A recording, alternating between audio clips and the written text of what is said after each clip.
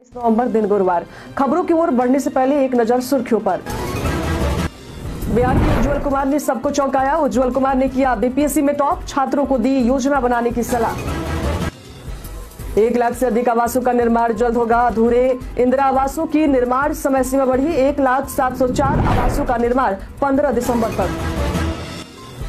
Security guard भर्ती फिर से होगा शुरू। आवेदन प्रक्रिया 29 नवंबर से 13 दिसंबर 2024 तक। 10+2 पास उम्मीदवार कर सकते हैं आवेदन। पंकज त्रिपाठी ने बताया बिहार में घूमने लायक जगह। बिहार यात्रा के लिए संघ का समय बताया बेस्ट। सासाराम में स्थित शेरशाह सूरी के मकबरा का भी किया जिक्र। बिहार में 30 नवंबर तक मौसम में तेजी से बदलाव। बंगाल की खाड़ी में हलचल से बारिश की संभावना। सर्दी बढ़ेगी, रात और सुबह तापमान में गिरावट। आधार अपडेट मुफ्त 14 दिसंबर तक। 10 साल पुराने आधार करा ले अपडेट। घर बैठे भी कर सकते हैं आधार अपडेट।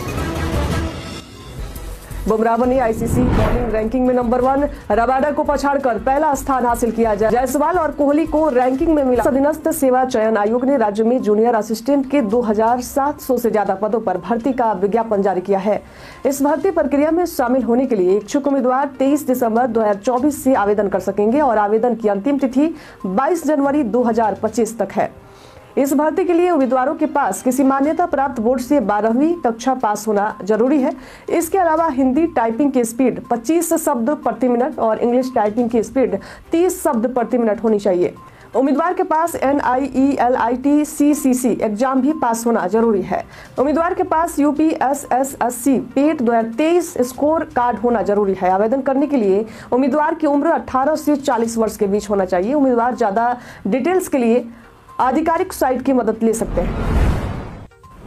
वैशाली जिले के गुरौल प्रखंड में प्रखंड कल्याण पदाधिकारी के रूप में कार्यरत उज्जवल कुमार उपकार ने बिहार लोक सेवा आयोग बीपीएससी के 69वीं परीक्षा में टॉप कर सभी को चौंका दिया है। जैसे ही उनके टॉप करने की खबर उनके चाहने वाले तक पहुंचती है, बधाई देने वालों का तांता लग गया। उज्जवल कुमार ने बातचीत में बताया कि उन्हें पूरा विश्वास था कि उनका रिजल्ट अच्छा होगा, लेकिन टॉप करेंगे इसका उन्हें खुद को भी यकीन नहीं था। उज्जवल कुमार ने छात्रों को आत्मविश्वास रखने और सही रणनीति अपनाने की सलाह दी। उनका कहना था कि लक्ष्य प्राप्ति के लिए योजना बनाना बेहद जरूरी होता है। बिहार पर्यटन में आज बात गिद्धकुटा चोटी की करेंगे। बता दें कि बिहार के राजगीर में ये स्थित है। ये एक शानदार पहाड़ी चोटी है जो अपने अद्वितीय प्राकृतिक सौंदर्य और ऐतिहासिक महत्व के लिए प्रसिद्ध है। गिद्धकुटा का नाम गिद्धों के आगमन के कारण पड़ा, क्योंकि इस चोटी पर अक्सर गिद्ध देखे जाते थे। इतिहासकारों के अनुसार भगवान बुद्ध ने यहाँ अपना दूसरा धर्म चक्र चलाया था, जिससे इस स्थान का धार्मिक महत्व और भी बढ़ जाता है। इस शिखर पर आकर आप न केवल इन गुफाओं का दर्शन कर सकते हैं, बल्कि यहाँ का शांत और प्राकृतिक वातावरण भी आपको आकर्षित करेगा। बिहार में राज्य सरकार ने गरीब परिवारों के लिए स्वीकृत और अधूरे पड़े 1,01,704 आवासों के निर्माण काम को जल्द पूरा करने का निर्णय लिया है।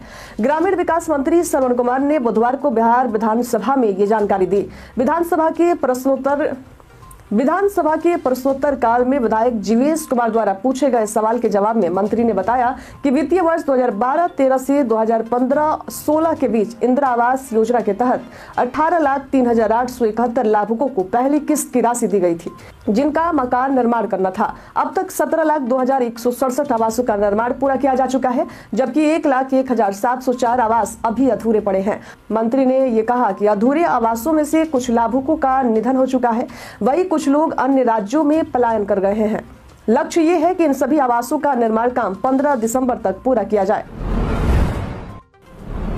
अगर आपका आधार कार्ड 10 साल पुराना है और आपने अभी तक उसे अपडेट नहीं किया है, तो आपके लिए यह खबर है। आप 14 दिसंबर तक मुफ्त में आधार कार्ड अपडेट करवा सकते हैं। आप चाहे तो घर बैठे आधार पोर्टल पर जाकर अपना आधार अपडेट करवा सकते हैं। इसके लिए आपको ration card, voter ID, passport या पते के प्रमाण जैसे दस्तावेजों की आवश्यकता हो सकती है। myaadhar.uidai.gov.in पर जाएं। मेरा आधार सेक्शन में अपडेट आधार विवरण पर क्लिक करें, आधार नंबर और कैप्चा दर्ज करें, फिर OTP भेजें। पंजीकृत मोबाइल नंबर से OTP का उपयोग करें, जानकारी अपडेट करें और आवश्यक दस्तावेज अपलोड करें, सबमिट करें और ट्रैकिंग के लिए URN नंबर सेव कर लें।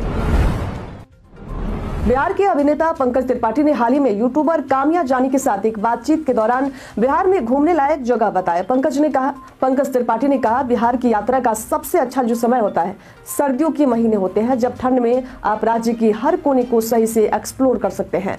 सासाराम के ऐतिहासिक स्थल की बात करते हुए अभिनेता पंकज त्रिपाठी ने सिरसासुरी की मकबरा का जिक्र किया। उन्होंने कहा कि वही अगर आप भारत के मैदानी इलाकों में भूगोल में रुचि रखते हैं तो बिहार के उत्तरी भाग को देखने जा सकते हैं, जहां दरभंगा, सीतामढ़ी, मधुबनी और मिथिलांचल जैसे इलाके संस्कृति और परंपराओं से भरे हुए हैं। अगर आप गाड़ी चलाते समय तेज आवाज में गाने सुन रहे हैं तो आपकी मुश्किलें बढ़ सकती हैं। मोटर व्हीकल एक्ट के तहत नियम 39/192 के अनुसार प्रेशर हॉर्न बजाने पर 10,000 रुपए का चालान कर सकता है और साइलेंस जोन में हॉर्न बजाने पर 2,000 रुपए का चालान हो सकता है। साथ ही मोबाइल फोन का इस्तेमाल या हैंड्स फ्री उपकरणों का इस्तेमाल करना भी अपराध माना जाता है। नेविगेशन के लिए मोबाइल का उपयोग किया जा सकता है, अन्यथा इसका इस्तेमाल खतरनाक हो सकता है। अगर आपका चालान होता है तो आपको 90 दिनों के अंदर चालान की रकम जमा करनी होती है। अगर आपने ये राशि 90 दिनों के अंदर जमा नहीं की तो आपको और ज्यादा जुर्माना भरना पड़ सकता है। बिहार विधानसभा सचिवालय की ओर से सिक्योरिटी गार्ड भर्ती के लिए आवेदन प्रक्रिया शुरू होगा। यदि आप पहले इस भर्ती में शामिल होने के लिए आवेदन नहीं कर पाए थे तो अब आपके पास एक और मौका है। आवेदन की प्रक्रिया 29 नवंबर 2024 से शुरू हो रही है और अंतिम तिथि 13 दिसंबर 2024 तक है। इस भर्ती में आवेदन करने के लिए उम्मीदवारों का मान्यता प्राप्त बोर्ड से 10+2 परीक्षा पास होना जरूरी है। साथ ही उम्मीदवारों की जो आयु है 18 से 25 वर्ष के बीच में होनी चाहिए। आयु की गणना 1 अगस्त 2022 के आधार पर की जाएगी और आरक्षित वर्ग के उम्मीदवारों को ऊपरी आयु सीमा में छूट भी दी गई है। बिहार विधानसभा की आधिकारिक वेबसाइट हमारी स्क्रीन पर दिखाए गए इस वेबसाइट पर जाकर आवेदन कर सकते हैं। बिहारी बर्थडे में आज बात होगी कामेश्वर सिंह की। आज 28 नवंबर को दरभंगा के महान शख्सियत महाराजा कामेश्वर सिंह की जयंती है। उनका जन्म 28 नवंबर 1907 में हुआ था और 1929 में उन्होंने दरभंगा राज की बागडोर संभाली। 1935 में उन्होंने अखिल भारतीय फुटबॉल महासंघ की स्थापना और दरभंगा कप टूर्नामेंट की शुरुआत की। उन्होंने लहरियासराय पोलो स्टेडियम सहित कई खेल सुविधाओं का निर्माण कराया। बनारस हिंदू विश्वविद्यालय और अन्य शैक्षिक संस्थाओं को दान किया। 1951 में मिथिला स्नातकोत्तर शोध संस्थान के लिए 60 एकड़ जमीन उन्होंने दान किए थे। वे भारतीय राजनीति में भी एक्टिव थे। 1933 से 1946 तक संविधान सभा के सदस्य रहे और 1952 से 1962 तक राज्यसभा में कार्यरत रहे। उनका योगदान आज भी याद किया जाता है। बिहार के परिवहन ढांचे में एक नया अध्याय जुड़ने जा रहा है। जी हां, हम बात कर रहे हैं 189 किलोमीटर लंबे आमस दरभंगा एक्सप्रेसवे की, जो बिहार का पहला 6 लेन वाला ग्रीनफील्ड एक्सप्रेस कंट्रोल एक्सप्रेसवे होगा। इस परियोजना NHAI द्वारा भारतमाला परियोजना के तहत विकसित किया जा रहा है। ये एक्सप्रेसवे गया जिले के आमस से शुरू होकर दरभंगा जिले के बेला नवादा तक जाएगा और 7 जिलों से होते हुए प्रमुख शहरों जैसे कि औरंगाबाद, गया, पटना और दरभंगा को जोड़ने का काम करेगा।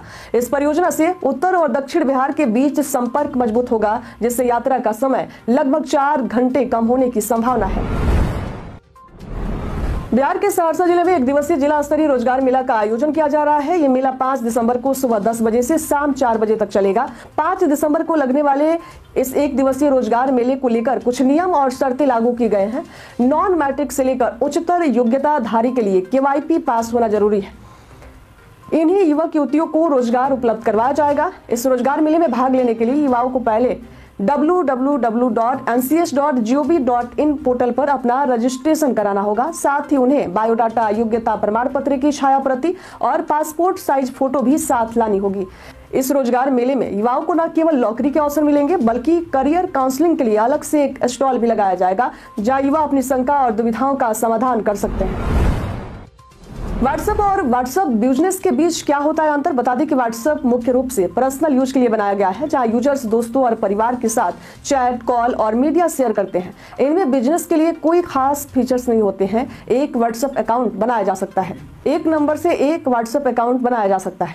वही अगर व्हाट्सएप बिजनेस की हम बात करें तो छोटे और मीडियम साइज के बिजनेस के लिए इसे डिजाइन किया गया है। इसमें कई ऐसे फीचर्स होते हैं जो बिजनेस के लिए यूजफुल होते हैं। इसका इस्तेमाल ग्राहकों के साथ कम्युनिकेट करने, प्रोडक्ट्स या सर्विसेज की जानकारी देने और ऑर्डर लेने के लिए किया जाता है। पर्सनल यूज करना है तो व्हाट्सएप का इस्तेमाल करें और अगर आप बिजनेस चला रहे हैं तो व्हाट्सएप बिजनेस आपके लिए बेहतर होगा।